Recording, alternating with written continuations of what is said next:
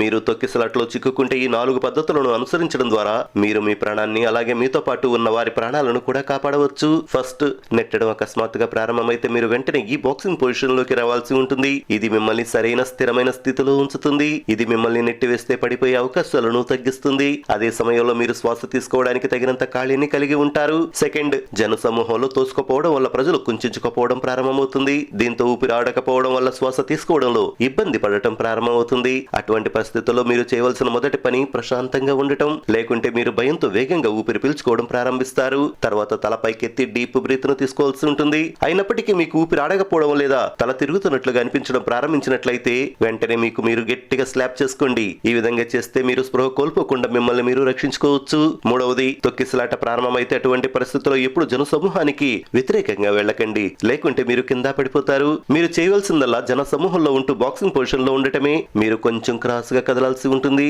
అంటే జన సమూహం నుండి అంచుకు దూరంగా కదలాలి. మొత్తం మీద మీ లక్ష్యం జన సమూహంతో పాటు వెళ్లి వారి మధ్య నుండి బయటపడటం అయి ఉండాలి. ఇక నాలుగవది, జన సమూహం తోసుకోవడం వల్ల మీరు కింద పడిపోతే వీలైనంత త్వరగా లేవండి. దీనిని చేయడం కష్టం, కానీ మీరు ప్రయత్నించాలి. ఒకవేళ మీరు అప్పటికి లేవలేకపోతే ముడుచుకొని ఇలా చేయండి. అంతేకాక మీ తల మరియు చెస్ట్ ను రక్షించుకోండి. ఎందుకంటే ప్రజలు మిమ్మల్ని తొక్కుతూ మీపై పడుతూనే ఉంటారు. ఇలా చేస్తే మీరు తొక్కిసలాటలో బయటపడే ఛాన్సెస్ పెరుగుతాయి.